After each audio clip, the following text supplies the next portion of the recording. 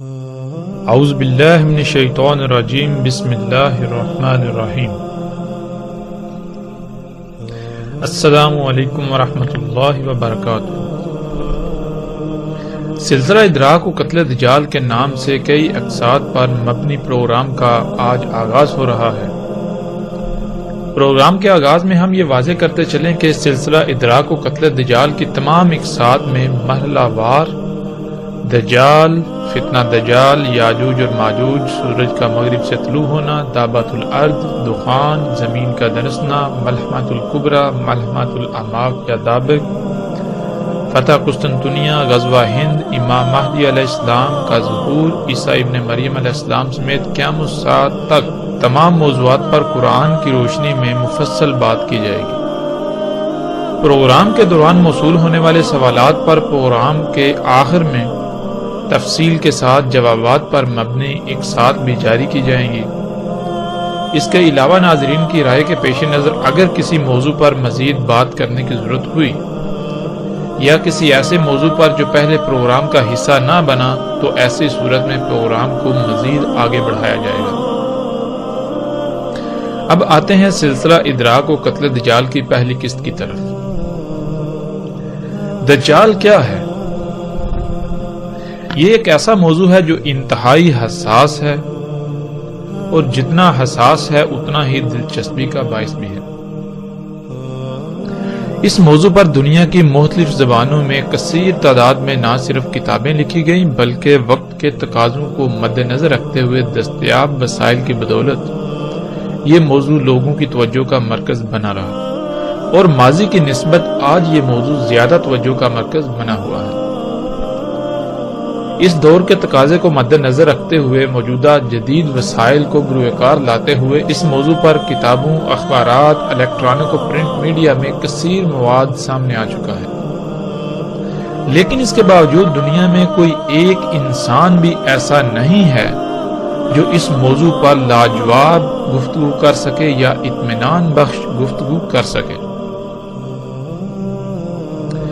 دجال کے بارے میں دنیا میں کئی نظریات پائے جاتے ہیں، جن میں سر فہرست اور سب سے زیادہ عام نظریہ یہ ہے کہ دجال ایک مخصوص شخصیت اور انسان ہوگا جو کسی نامعلوم جزیرے پر قید ہے اور مستقبل میں سامنے آئے گا۔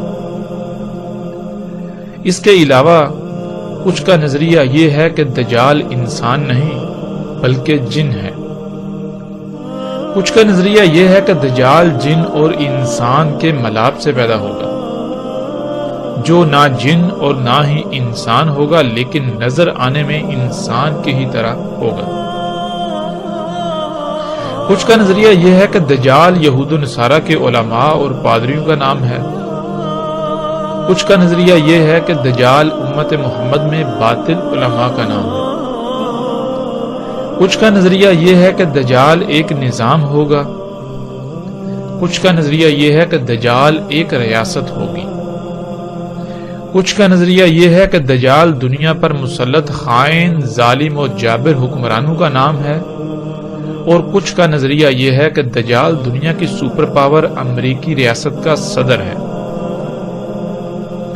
ان تمام نظریات میں سب سے زیادہ پایا جانے والا نظریہ اور جو عام نظریہ ہے جس کا ذکر پہلے ہو چکا وہ یہ ہے کہ دجال ایک مخصوص انسان ہوگا۔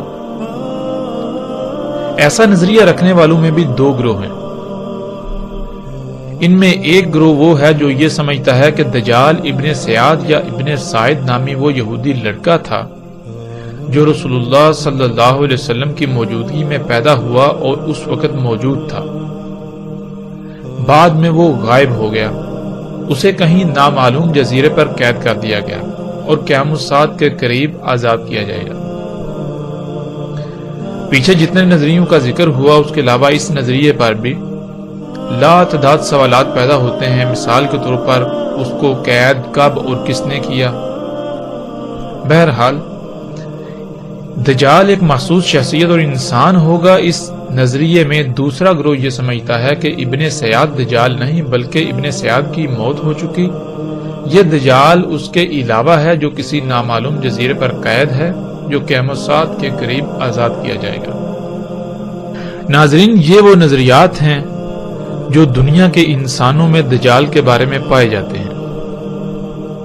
ان میں حقیقت کیا ہے؟ کیا دجال ایک مخصوص شخصیت، فرد واحد اور انسان ہے، یا دجال انسان نہیں بلکہ جن ہے؟ کیا دجال نہ انسان ہے اور نہ جن بلکہ ان دونوں کے ملاپ سے پیدا ہونے والی انسان نما مخلوق ہے یا کوئی اور مخلوق؟ کیا دجال یہود و نصارہ کے علماء اور پادریوں کا نام ہے یا دجال امت محمد کے باطل علماء کا نام ہے؟ ناظرین، کیا دجال ایک نظام ہے یا دجال ایک ریاست ہے؟ کیا دجال دنیا پر مسلط خائن حکمرانوں کا نام ہے یا دجال دنیا کی سپر پاور امریکہ کے صدر کا نام ہے؟ آخر کیا ہے یہ دجال؟ دجال کے بارے میں پائے جانے والے تمام نظریات پر ہر پہلو سے اور ہر لحاظ سے کھل کر بات کریں گے، اور ان نظریات پر اٹھنے والے تمام سوالات کی بوچھاڑ بھی کریں گے، لیکن سب سے پہلے ہم دجال پر قرآن سے اور محمد رسول اللہ صلی اللہ علیہ وسلم کے الفاظ کی روشنی میں کھل کر بات کریں گے، تاکہ دجال کیا ہے سب کچھ کھل کر واضح ہو جائے۔ دجال کی حقیقت کے بارے میں ہمیں رائے برابر بھی کوئی شائبہ نہ رہے، اور آخر میں اللہ کے فضل سے ہم ان تمام نظریات کا ہر پہلو سے جائزہ لیں گے اور ان پر اٹھنے والے تمام سوالات کو سامنے لائیں گے۔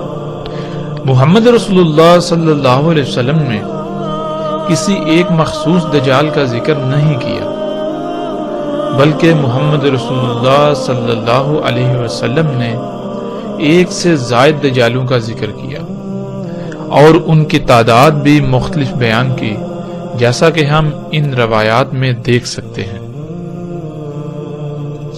رسول اللہ صلی اللہ علیہ وسلم نے کہا، دجال کے خروج سے پہلے 70 سے اوپر دجال نکلیں گے۔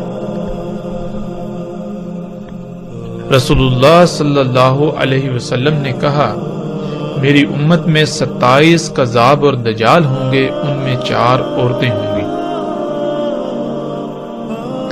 رسول اللہ صلی اللہ علیہ وسلم نے کہا، اور نہیں قائم ہوگی ساتھ حتیٰ کہ کھڑے ہوں 30 سے قریب دجال۔ رسول اللہ صلی اللہ علیہ وسلم نے کہا، نہیں قائم ہوگی ساتھ حتیٰ کہ نہ نکلیں 30 دجال کذاب۔ رسول اللہ صلی اللہ علیہ وسلم نے کہا، اس میں کچھ شک نہیں کہ 7 سے پہلے دجال ہے اور دجال سے پہلے کذاب ہوں گے 30 یا زیادہ۔ رسول اللہ صلی اللہ علیہ وسلم نے کہا، اس میں کچھ شک نہیں دجال سے پہلے 76 دجال ہوں گے۔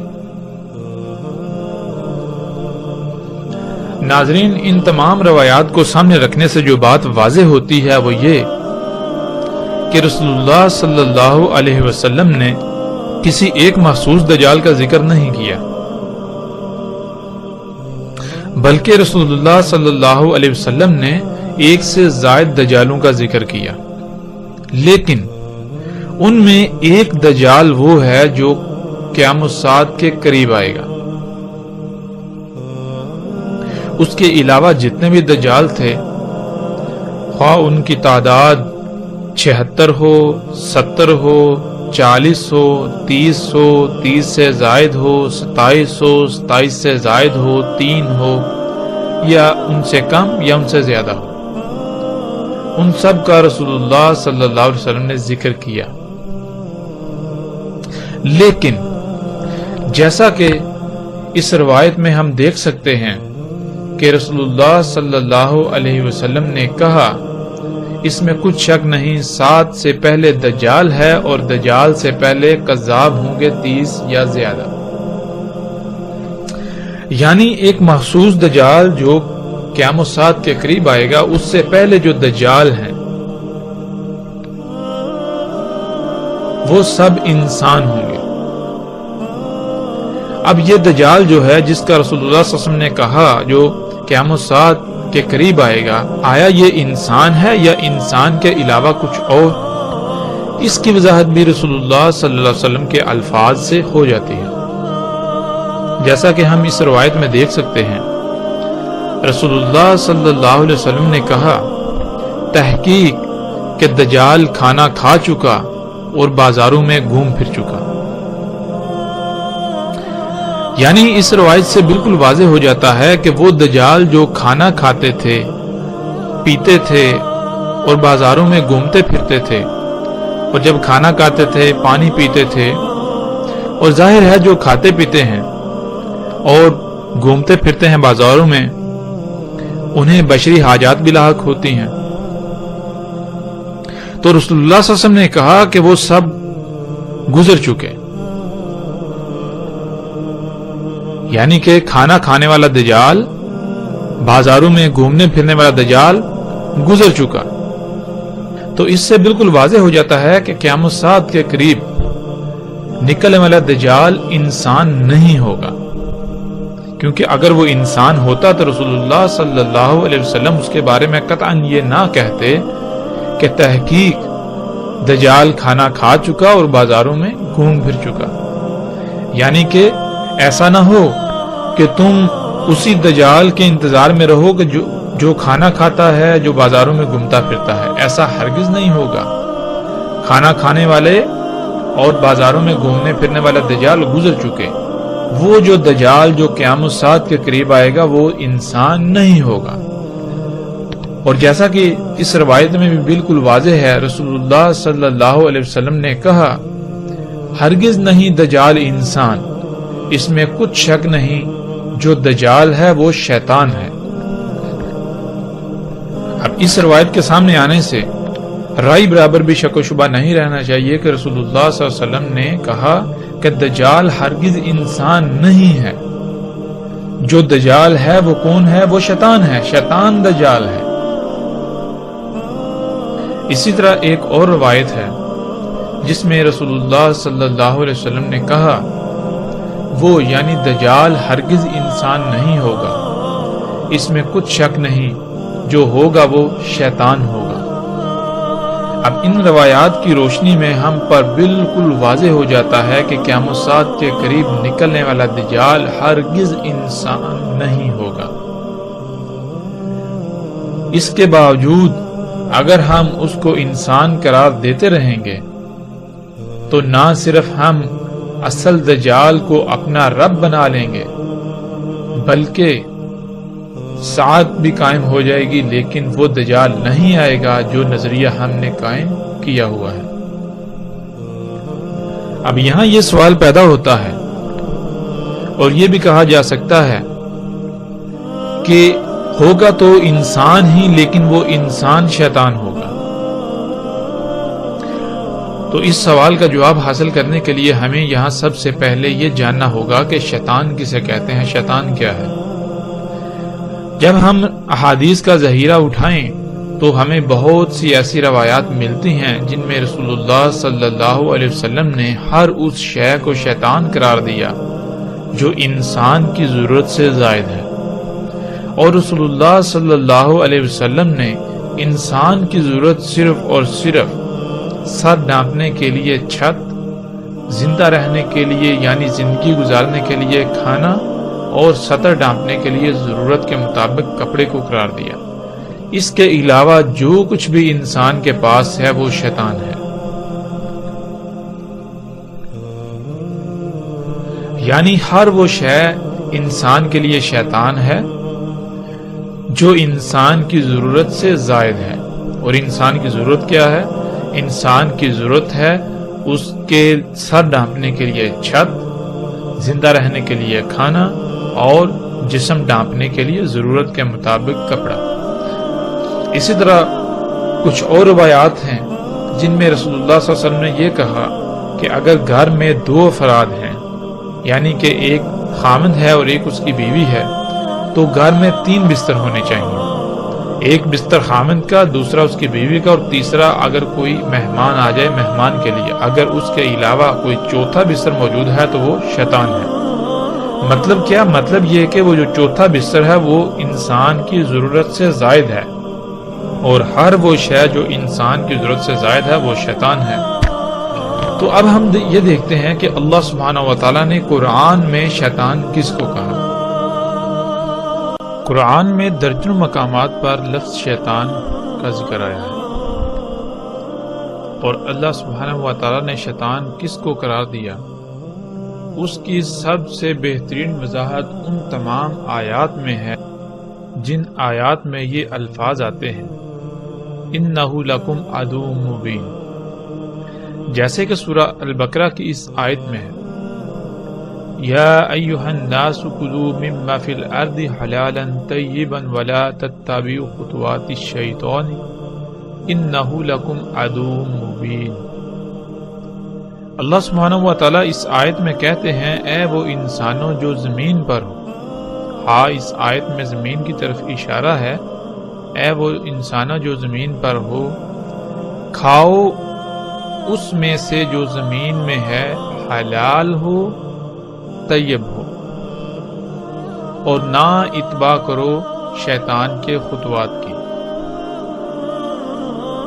اب آگے اللہ سبحانہ و تعالیٰ یہ وضاحت کرتے ہیں کہ شیطان ہے کیا۔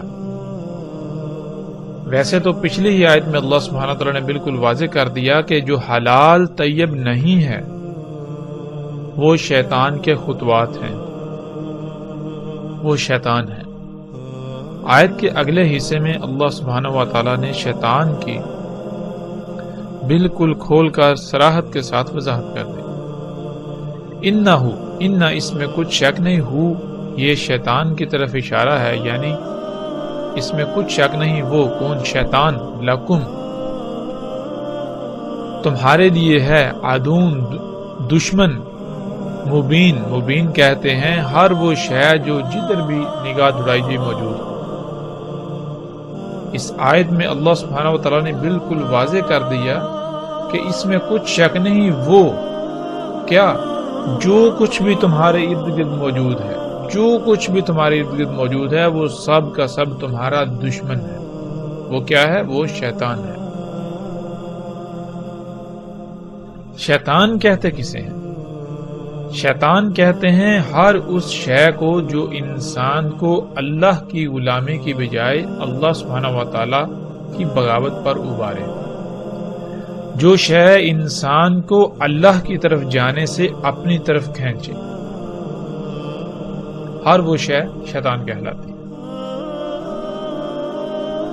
تو اللہ سبحانہ و تعالیٰ نے قرآن میں بالکل واضح کر دیا کہ ہر وہ شے جو تمہارے ارد گرد موجود ہے وہ شیطان ہے۔ ایک مقام پر اللہ سبحانہ و تعالیٰ یہ کہتے ہیں، اور دوسرے مقام پر اللہ سبحانہ و تعالیٰ اس کو کیا کہتے ہیں؟ اس کو حیات الدنیا کہہ دیتے ہیں، دنیا کا مال و متاع۔ یہ جو دنیا کی حیات ہے، جو کچھ تمہیں ارد گرد نظر آ رہا ہے، یہ سب کا سب کیا ہے؟ اللہ سبحانہ و تعالیٰ دوسرے مقام پر کہتے ہیں یہ دھوکہ ہے۔ تو قرآن سے بھی الحمدللہ اللہ کی فضل سے ہم پر بالکل واضح ہو گیا کہ شیطان کیا ہے۔ شیطان ہر وہ شے ہے جو بھی ہمارے ارد گرد موجود ہے، اس میں سے جو ہمیں اللہ کی طرف جانے سے روکے اور اپنی طرف کھینچے۔ پھر رسول اللہ صلی اللہ علیہ وسلم کے الفاظ مزید اس بات کی وضاحت کر دیتے ہیں کہ ہاں بالکل حقیقتاً یہی شیطان ہے اور یہی دجال ہے، یہی دجال ہوگا۔ جیسا کہ ہم اس روایت میں بھی دیکھ سکتے ہیں، رسول اللہ صلی اللہ علیہ وسلم نے کہا اے اللہ میں تیری پناہ میں آتا ہوں دنیا کے فتنے سے۔ دنیا کا فتنہ کیا ہے؟ دنیا کا فتنہ دجال کا فتنہ ہے۔ اس روایت میں بھی بالکل واضح اللہ سبحانہ و تعالیٰ کے نبی اور رسول محمد رسول اللہ صلی اللہ علیہ وسلم نے فتنہ دجال کس کو قرار دیا؟ فتنہ دجال رسول اللہ صلی اللہ علیہ وسلم نے دنیا کے فتنے کو قرار دیا کہ دنیا کا فتنہ دجال ہے۔ ویسے تو پیچھے گزرنے والی روایات میں ہمارے لیے بالکل کسی قسم کے شک و شبے کی کوئی گنجائش نہیں رہتی کہ قیام الساعت کے قریب نکلنے والا دجال ہرگز انسان نہیں ہوگا، لیکن ان روایات نے بالکل کھول کر ہمارے سامنے رکھ دیا کہ دجال کیا ہوگا۔ دجال ہوگا حیات الدنیا، جو کہ انسان کے لیے شیطان ہے۔ اللہ سبحانہ و تعالیٰ نے حیات الدنیا کو ایک طرف قرآن میں انسان کے لیے دھوکہ قرار دیا تو دوسری طرف اسے شیطان قرار دیا، اور رسول اللہ صلی اللہ علیہ وسلم نے بھی اپنے الفاظ میں بالکل کھول کھول کر یہ واضح کر دیا کہ قیامت الساعۃ سے پہلے نکلنے والا دجال انسان نہیں ہوگا، اور اگر انسان نہیں ہوگا تو پھر کیا ہوگا؟ رسول اللہ صلی اللہ علیہ وسلم نے بالکل واضح کر دیا کہ وہ شیطان ہوگا۔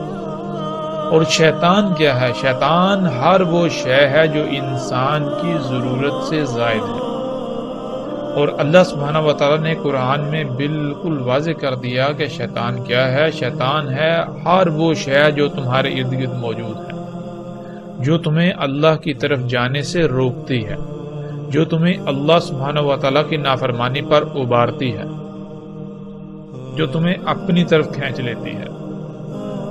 وہ کیا ہے؟ وہ حیات الدنیا۔ تو اس کے دھوکے میں نہ آ جائیں۔ پھر اس روایت میں بھی رسول اللہ صلی اللہ علیہ وسلم نے بالکل واضح کر دیا کہ اے اللہ میں تیری پناہ میں آتا ہوں دنیا کے فتنے سے۔ اور پھر دنیا کا فتنہ کیا ہے؟ رسول اللہ صلی اللہ علیہ وسلم نے بالکل واضح کر دیا آگے، یعنی فتنہ الدجال۔ دنیا کا فتنہ کیا ہے؟ دنیا کا فتنہ دجال کا فتنہ۔ اس کے باوجود بھی اگر ہمیں کوئی شک رہے، ویسے تو شک نہیں رہنا چاہیے، اس کے باوجود بھی اگر ہم اپنے وہی پرانے نظریات کے اوپر ڈٹے رہیں تو ہم اپنا ہی نقصان کریں گے، اس کے علاوہ ہم کسی کا نقصان نہیں کریں گے۔ اس کے باوجود رسول اللہ صلی اللہ علیہ وسلم کے جو الفاظ دجال کے بارے میں ہیں، قیامت الساعۃ کے قریب نکلنے والے دجال کے بارے میں رسول اللہ صلی اللہ علیہ وسلم نے جو الفاظ بیان کیے وہ بھی ہم آپ کے سامنے رکھ دیتے ہیں۔ رسول اللہ صلی اللہ علیہ وسلم نے کہا دجال ہوگا مختلف الخلق، یعنی دجال طرح طرح کی کئی مخلوقات ہوں گی، یعنی دجال کوئی ایک مخلوق نہیں ہوگا۔ خلق کہتے ہیں، انگلش میں کہیں تو کریشن، تو دجال طرح طرح کی تخلیقات ہوں گی، مخلوقات ہوں گی، بنائی ہوئی اشیاء ہوں گی۔ اب سوال یہ پیدا ہوتا ہے کہ دجال کا خالق کون ہوگا؟ یعنی کہ وہ طرح طرح کی اشیاء جو دجال ہوں گی، کیا ان کو خلق اللہ کرے؟ تو جب ہم قرآن میں دیکھیں تو اللہ سبحانہ و تعالیٰ نے قرآن کے شروع میں ہی کہہ دیا الحمدللہ، اللہ کے لیے ہے ہی حمد۔ حمد کس شے میں ہوتی ہے؟ حمد ہر اس شے میں ہوتی ہے، حمد صرف اور صرف اس شے میں ہوتی ہے جس شے میں رائی برابر بھی کسی قسم کی کوئی خامی، خرابی، نقص وغیرہ نہ ہو، جو شے ہر لحاظ سے مکمل اور ہر قسم کی خامیوں سے پاک، صرف اور صرف خوبیوں کی مالک ہو۔ اگر کسی شے میں کوئی عیب ہوتا ہے تو اس کے لیے حمد نہیں ہوتی۔ قرآن کے شروع میں اللہ تعالیٰ نے بتا دیا کہ اللہ کے لیے ہے ہی حمد، تو ہم غور کریں کہ آیا دجال میں حمد ہے، یا پھر دجال تو خامیوں خرابیوں کا گڑھ ہے، خامیوں خرابیوں کا نقائص کا مجموعہ ہے۔ دجال تو وہ ہے جس کی وجہ سے ساعت آئے گی، پھر اس میں حمد تو نہ ہوئی۔ جب اس میں حمد نہیں تو پھر اس کا خالق اللہ کی ذات نہیں ہو سکتا، اس کا خالق اللہ کے علاوہ کوئی اور ہے، اور وہ خالق کون ہے اس کی بھی تفصیل آگے صراحت کے ساتھ آ جائے گی۔ لیکن یہاں ہمیں جو بات سامنے رکھنی ہے وہ یہ کہ رسول اللہ صلی اللہ علیہ وسلم نے کہا دجال طرح طرح کی مخلوقات ہوں گی، دجال طرح طرح کی مخلوقات ہوں گی۔ اب پچھلی تمام روایات کو جب ہم سامنے رکھیں اور رسول اللہ صلی اللہ علیہ وسلم کے ان الفاظ کو سامنے رکھیں تو ہمیں رائے برابر بھی شک نہیں رہنا چاہیے کہ دجال کیا ہے، وہ کیا شے ہے جو آج ہمارے ارد گرد ہر طرف کھلم کھلا موجود ہے، وہ کیا شے ہے جو حیات الدنیا ہے یعنی دنیا کا مال و متاع ہے، جس کے دھوکے کا انسان آج شکار ہو چکا ہے، یعنی وہ کیا شے ہے کہ جس کے پیچھے انسان دن رات ایک کیے ہوئے ہے، انسان کو یہ علم ہی نہیں، انسان کو یہ شعور ہی نہیں کہ وہ دنیا میں کس مقصد کے لیے بھیجا گیا، کیوں بھیجا گیا، وہ مقصد پورا کیسے ہوا۔ آج انسان کا مقصد ہی یہ بن چکا ہے کہ وہ زیادہ سے زیادہ حیات الدنیا جو ہے وہ اکٹھا کر لے، دنیاوی مال و متاع اکٹھا کر لے، اور کون سا دنیاوی مال و متاع جو انسان کے اپنے ہی ہاتھوں سے خلق کی ہوئی طرح طرح کی مخلوقات ہیں، جن کو انسان اپنے لیے آسائشیں اور سہولتیں کہتا ہے۔ بہرحال انشاءاللہ اللہ کے فضل سے جیسے جیسے پروگرام میں ہم آگے بڑھیں گے تو ہر بات کی کھل کر وضاحت ہوتی چلی جائے گی۔